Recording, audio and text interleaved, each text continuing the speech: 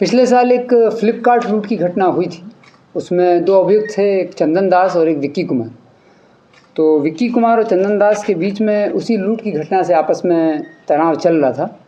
विक्की ने घटना के दिन विक्की दास जो है वो चंदन कुमार की मोटरसाइकिल पर बैठ कर आया था, लेकिन चंदन ने विक्की दास को धोखा दे दिया था और वो मोटरसाइकिल लेके भाग गया था और विक्की कुमार को पैदल ही घटना से भागना पड़ा था।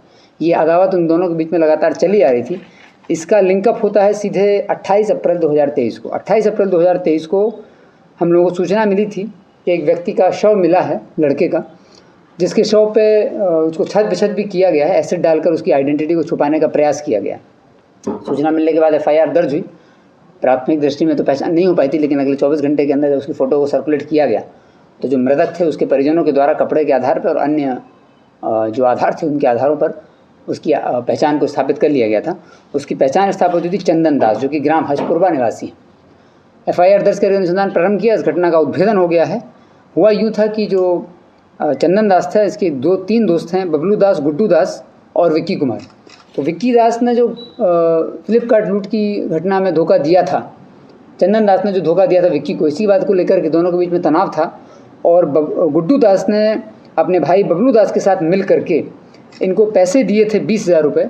ये तीनों बाहर कार्य करते थे और बाहर जब ये लोग थे बेंगलुरु में एक कंपनी में तीनों लोग थे, चंदन कुमार, गुड्डू दास और बबलू दास। बेंगलोर में एक कंपनी में काम कर रहे थे, तो वहाँ उन्होंने इसको पैसे आपस में दिए थे। 20,000 रुपये की बात सामने आई थी और उसके बाद ये लोग अलग अलग हो गए जब पैसे वापस नहीं कर रहा था।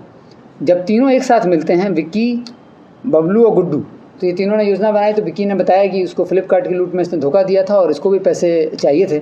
अचानक ये जो लड़का था मृतक, ये कुछ दिन पहले बाहर नौकरी करने के लिए गया था, लेकिन जब ये लौट के आया तो इन लोगों ने इसको गांव में पाया। तो इन लोगों ने योजना बनाई और चकमेसी थाना के अंतर्गत ग्राम हजपुरवा का जो पोखर है वहाँ ये लोग बैठे और योजना बनाई कि इसको बुलाते हैं, बुला करके इसकी हत्या की जाएगी।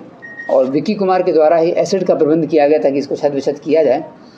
तत्पश्चात ये लोग मृतक को उसकी ही मोटरसाइकिल से बुलाते हैं पोखर पर। वहाँ ये लोग शराब का सेवन करते हैं। शराब के सेवन के बाद रात में करीब 9 से 9:30 के आसपास ये लोग मृतक को उसके ही गमछे से गला में उसके गमछे से फांसी लगाकर इसको मार देते हैं। मृतक की हत्या हो जाती है और उसके बाद बॉडी को ये लोग डिस्पोज करते हैं उसी गांव में। एक चौर के पास मकई का खेत है, वहाँ बॉडी को डिस्पोज करते हैं। उसी जगह से पुलिस ने बॉडी आइडेंटिफाई की थी। जो मृतक का मोबाइल था वो ले लिया गया था गुड्डू दास के द्वारा, वो मोबाइल बरामद हो गया है। मृतक की जो मोटरसाइकिल थी, जिस मोटरसाइकिल से वो गया था, वो मोटरसाइकिल बरामद हो गई है। गुड्डू दास और बबलू दास को गिरफ्तार कर लिया गया है। दोनों ने पूरी घटनाक्रम को स्पष्ट कर दिया है और जिस गमछा से मारा गया था वो गमछा भी बरामद है। और इन्होंने कहाँ से एसिड का प्रबंध किया था ये हम लोग पता लगा रहे हैं, क्योंकि विक्की कुमार अभी गिरफ्तार नहीं हुआ, विक्की दास। तो विक्की दास के द्वारा वो एसिड का भी प्रबंध किया गया था, तो उसकी भी अभी पूछताछ चल रही है। तो 2 प्राथमिकी जो मेन अभियुक्त थे इसके, वो गिरफ्तार हो गए। पूरे घटनाक्रम का खुलासा हो गया है। इन दोनों को आज जेल भेजा जा रहा है। फ्लिपकार्ट लूट में जो अदावत थी और साथ ही पैसे की लेन देन, ये 2 कारण स्पष्ट हुए हैं इस घटना में। Thank you.